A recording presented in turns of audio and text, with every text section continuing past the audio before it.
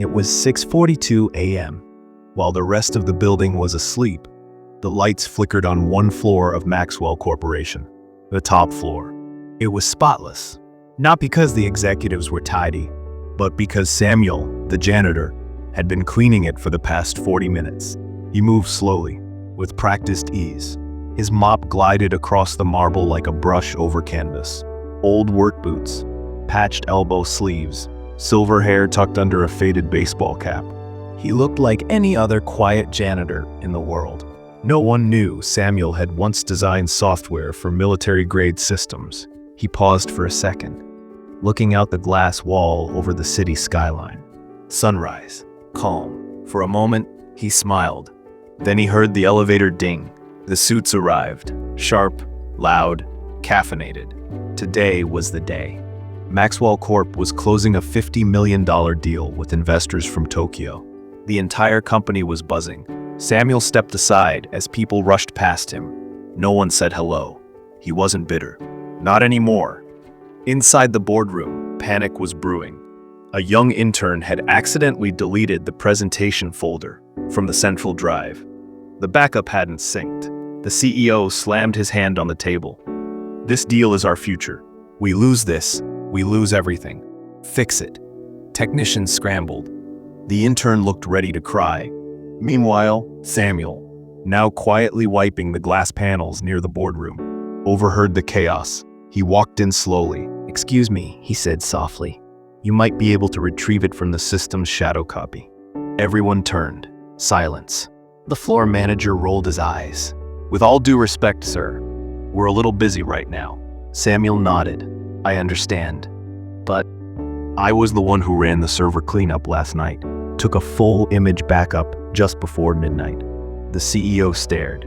"You know how to handle our servers?" Samuel smiled faintly. "Son, I was writing code when floppy disks were the future." A moment of hesitation. Then the CEO gestured.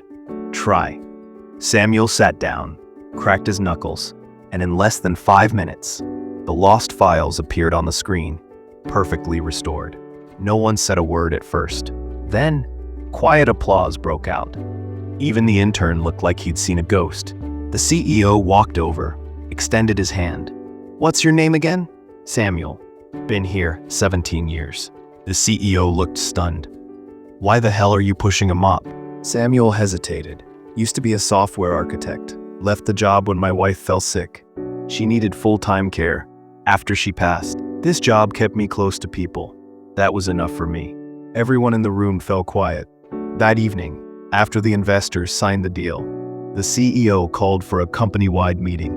And there, in front of 400 employees, he announced Samuel's promotion as Chief Systems Advisor, with full honors, pension upgrade, and a brand new office. Samuel didn't cry, but his hands trembled slightly when he pulled out a folded photo from his wallet. A smiling woman in a hospital bed.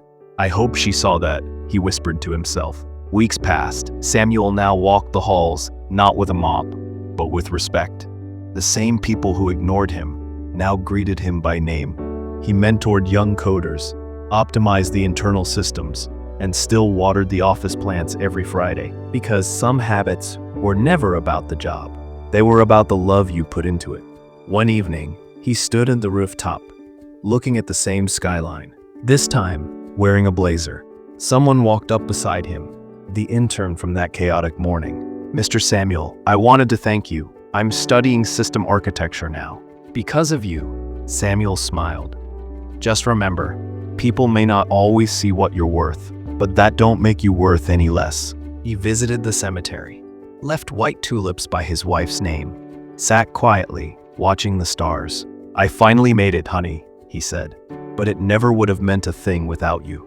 And somewhere between silence and wind, there was music in the night, the kind only a quiet man could hear.